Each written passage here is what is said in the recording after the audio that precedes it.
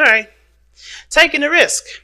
Like I said, y'all gonna have to, really ground yourself right now because there's some things that are not clear about your relationship. That doesn't necessarily always have to mean a bad thing. It's just there's some things that you have to kind of conquer in regards to fears, in regards to discomforts, in regards to insecurities. And I think there's a lot of things that have to be addressed before you can, just commit. Because we saw the Hierophant and the Moon, and those two together is like, okay, during the craziest time of your life, can you find some reason to stabilize? Can you stabilize yourself? And it's hard right now considering Uranus is actually in your sign 0 degrees, maybe even 1 degrees now. I can't remember if he shifted or not, but he's up in there. He's up in there having a party.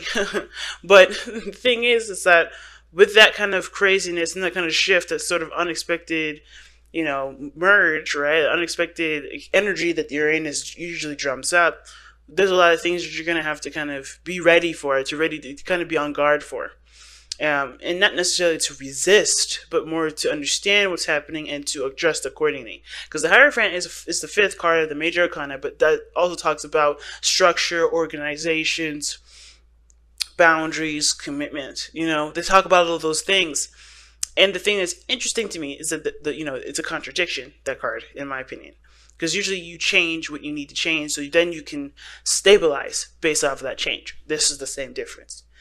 And what it looks like in this relationship is like, yeah, you got somebody new, but you're going to have to leave some behind, some of the old habits and behaviors that don't really work now with this relationship. Not saying that they're like the devil energy, that's the things that take your power away, but these are beliefs, these are things that you've had, you've been accustomed to doing for forever, that, they just, policies have changed, the world has changed, your world has changed. There's got to be new rules to accommodate this new beginning, right? This new energy. So it makes sense. So the underlying energy is about you. The King of Pentacles is all about you. Now, at the same time, it could indicate that here, this could also just indicate that this is about stabilizing. This is about centering yourself. This is about feeling grounded and grounding yourself, grounding the people around you, or at least being a grounding force for other people to at least be able to ground themselves with you or around you. But really, the King of Pentacles is only going to be focusing on grounding himself, and that is the best source of grounding that anybody can ever have. One person must be grounded. And right now, the King of Pentacles has a lot to do, has a lot of research to do, has a lot of looking at the details to do, have a lot of things to look, has a lot of things to look into in regards to what is of value to him and what isn't, right? So why we have the King of Pentacles as the underlying energy? Well, the seven of Wands. It's interesting because Aries got the the Hermit in the Seven of Wands, and you guys have the King of Pentacles in the Seven of Wands. I think it's more to pursue happiness rather than to protect yourself, okay? Because right now, it's not necessarily, I don't think you guys are being the King of Pentacles. The reason why the King of Pentacles is coming up because you're protecting yourself. It's more of like being ready to go, being ready to just kind of, take on the next challenge. You know what I mean? Because it has been a little bit of protection that y'all have been doing. But with this situation, I feel like it's more of having the confidence to go for what you want. Okay? Because look, new lovers, and then the Seven of Swords being the challenge, that means this issue's taking a risk right now. Because, right? What do we see? The Moon. Insecurities, uncertainties, and definitely no way of knowing if something's going to completely turn out. But remember, when the Moon comes up, y'all, it's not a bad thing. It's conquering your fears of the unknown. What you don't know may or may not hurt you. But the thing is like, it's not about what you don't see coming. It's about how you handle yourself through the day-to-day and how you stabilize yourself. Because if you don't stabilize yourself, if you don't center yourself, if you don't ground yourself, there's going to be a lot of unseen, unpredictable stuff that hits you, and you're not ready for it. It's just all about being ready for the crazy, but not anticipating it. Do you get what I'm saying? It's really weird because you're not sitting there with your wand ready to fight somebody. You get what I'm saying? Just knowing that you have the skills to take care of yourself if somebody does challenge you, right? So it's like that. Let's go ahead and start looking at this reading here. We're going to start with this person over here. This person has the Six of Wands in their mind plane. That's good. This person definitely feels very proud of themselves, very proud of the relationship, I think. Now, this person also sees success in the relationship as well. They've been putting in a lot of work, as you can see. they have a lot of pride toward it too, like I said, meaning that this person feels like, they've been through a lot with this relationship. They're like veterans now, even though this is like in the middle of the whole of the whole, close to, well, not quite the middle. We're like, slightly past the middle of, this suit, right? Because there's 10 in each suit. Um, excluding the suit, the actual suit cards, the Queen, King, Knight, Page. This is like, hey, I've been through a lot. I've been through enough to kind of know what the hell I'm doing. I feel good about myself. This person's got a lot of pride when it comes to this relationship. Gone through enough, gone through a lot, they feel very proud of it. Now, the other person's got the Nine of Cups, and very similar to the Aries reading, the Nine of Cups was someone's mindset too, but they're happy with everything the way they are. They're happy with how things have been. They're happy with how things are in this moment. They're also, like I said, I also kind of feel like this person's also happy, not happy, but also manifested this relationship. This is something that they've wanted. This is something that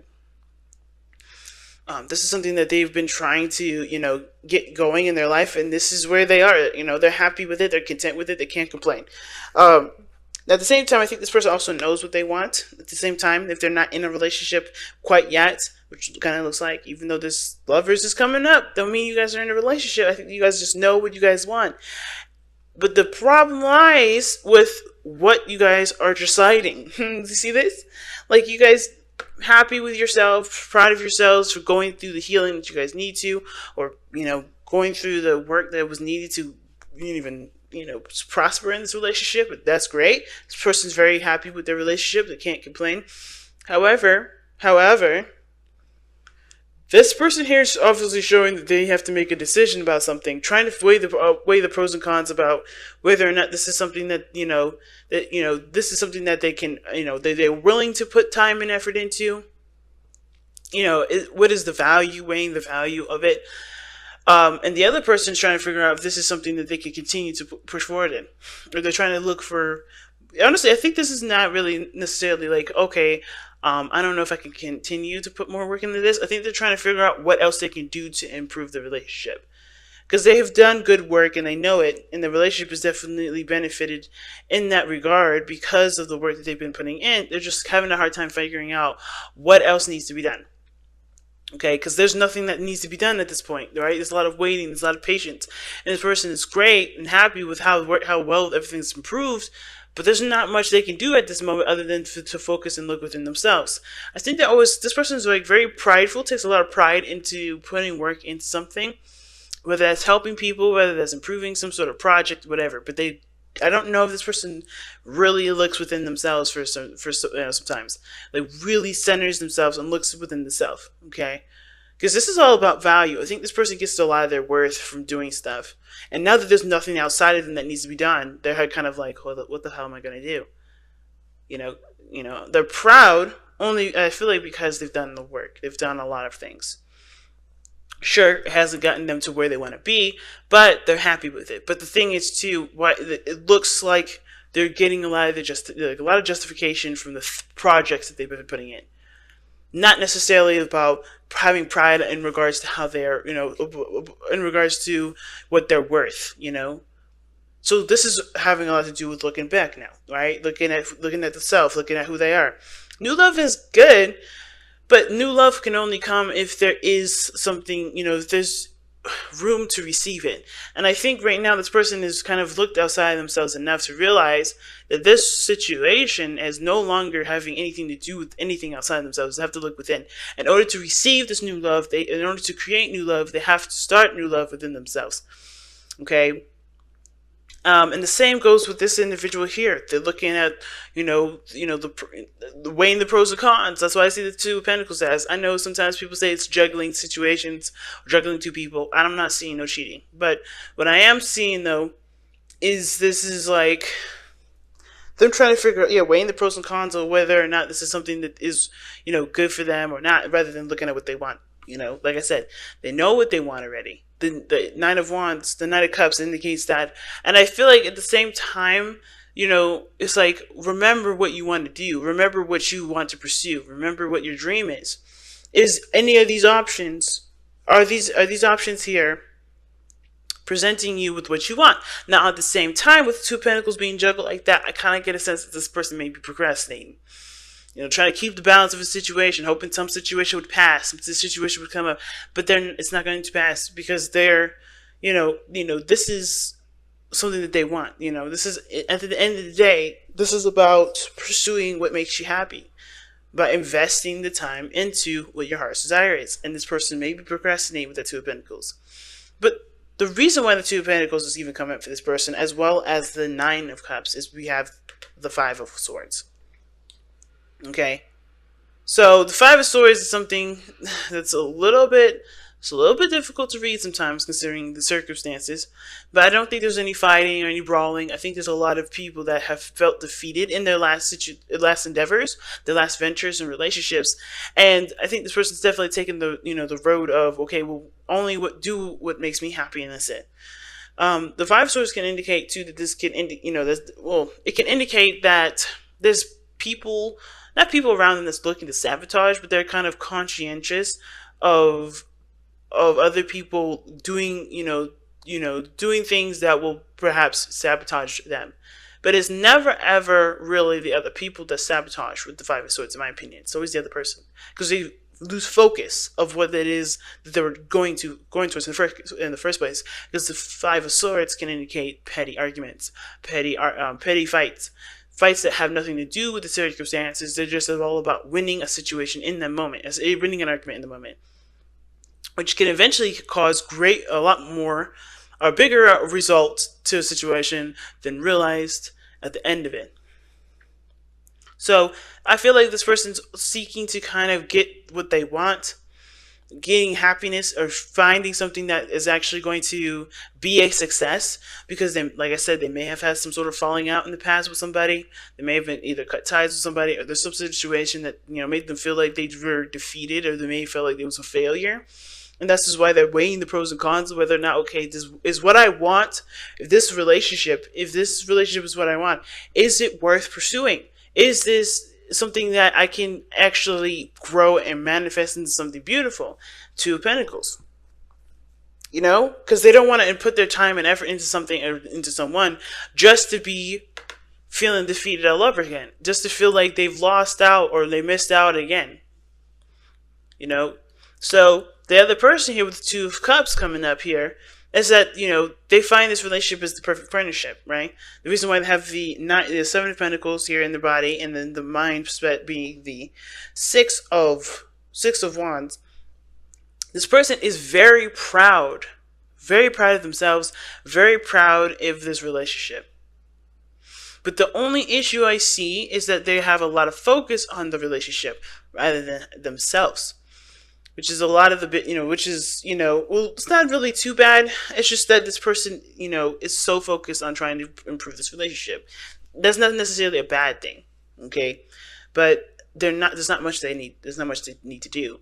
I think this person overexerts their energy a little bit because they're not receiving new love either, right? A new person has stirred romantic feelings, right? Has stirred your romantic feelings. This person is definitely going. And I feel like that because of this relationship that they deem is very perfect, that they deem is like the right person for them. It's not a bad thing, but with that kind of understanding or that kind of mindset, this person is always looking at the situation like, what do I need to do?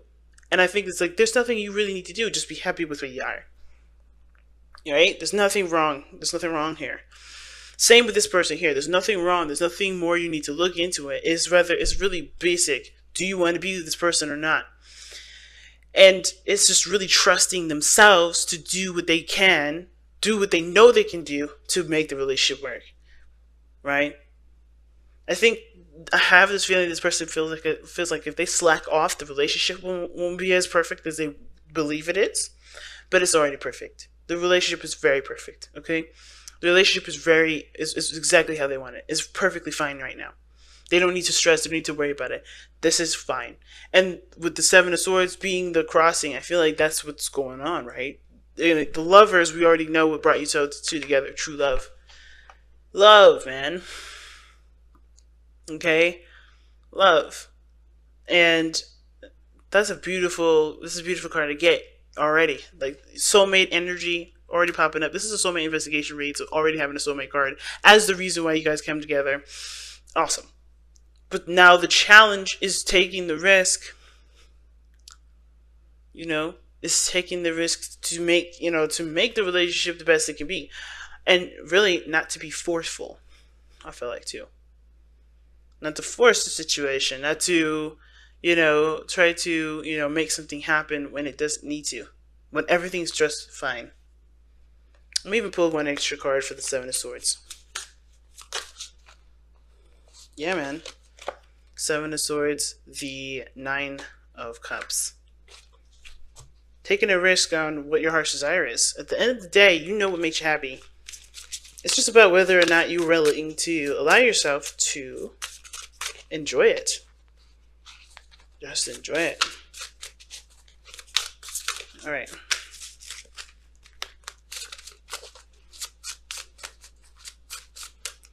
Alright, so you guys have surrender your belief in not secrecy, it's scarcity. Ooh, scarcity. Alright. The universe. Okay. I was smelling some sage there for a second. The universe is asking you to open to the infinite nature of abundance. In this way, you can remove blocks in your life and succeed beyond your wildest dreams. Like I was saying, don't be like, hey man, everything's perfectly fine right now. What is there needed? What extra stuff is needed to be done? Blocking yourself by trying to figure out if this is something worth pursuing when you already know it is, or knowing what it isn't, right? For you, you already know the truth. What makes you happy? This relationship. Regarding the relationship, this is what this is about. The mind plane. It makes you happy. Why not continue? Why not just allow it to just, why don't you allow yourself to just enjoy it? And then at the same time, what other work needs to be done? Why can't you just enjoy the moment? Why can't you just be in the moment? Don't worry about what needs to be done at this moment. Worry about how you've been enjoying it. Where have you been delegating or pushing your time into? You know what I mean? Have you been spending time with this person?